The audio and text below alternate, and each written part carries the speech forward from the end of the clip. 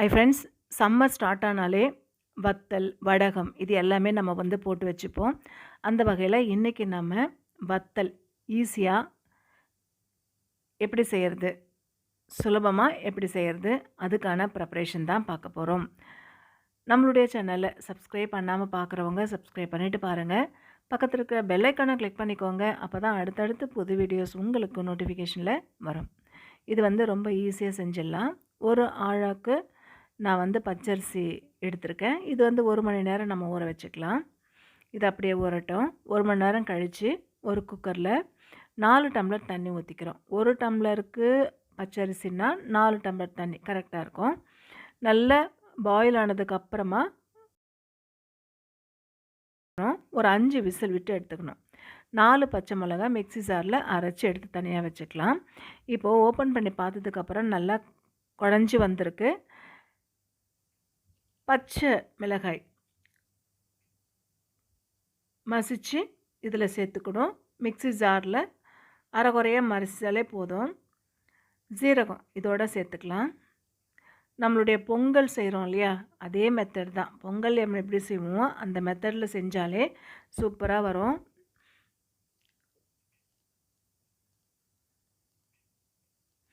நல்லா மிக்ஸ் பண்ணிக்கலாம்.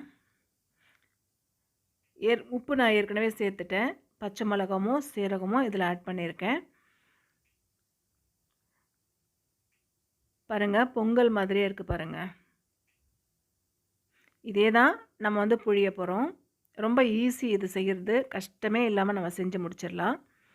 இந்த மாதிரி முறுக்கு தவாவில் போட்டுக்கலாம். அப்படி இல்லைன்னா இன்னும் கொஞ்சம் தண்ணி ஆக்கி நம்ம ஸ்பூன் வத்தல் மாதிரி கூட போடலாம்.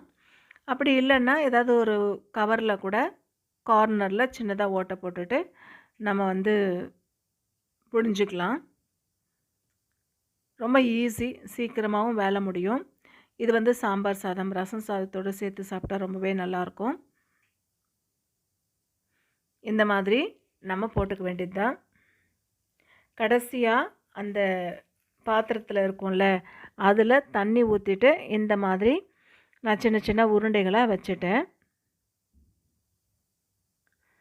இந்த மாதிரி வச்சுருக்கேன் பாருங்கள். கடைசியாக இருக்கிறது உருண்டைகளாகும். மற்றதெல்லாம் முறுக்கு மாதிரி முறுக்கு தவாலையே நான் போட்டுட்டேன்.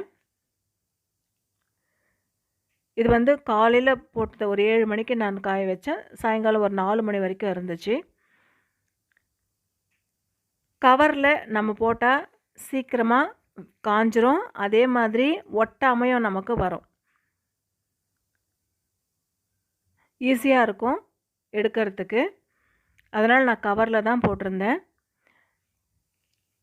மாடியிலேருந்து எடுத்துகிட்டு வந்துட்டோம். இப்போ அது எப்படி எடுக்கிறது அப்படின்றத காட்டுறேன் பாருங்கள். எடுக்கிறது ரொம்ப ஈஸி. பாருங்கள், ஏற்கனவே வந்துட்டுருக்கோம் பாதி. சும்மா லைட்டாக தொட்டாலே அது வந்துடும்.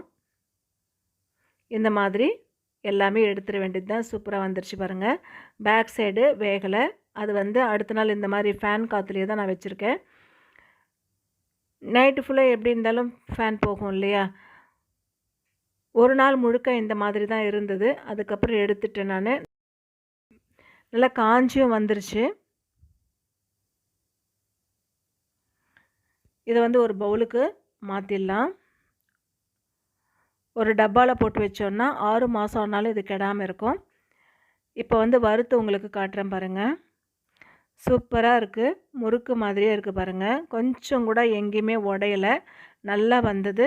அதே மாதிரி கவரில் ஊற்றினா அந்த கவரும் கிழியல. சூப்பராக இருந்தது, எடுக்கிறதுக்கும் நல்லா இருந்தது. தேங்க்யூ.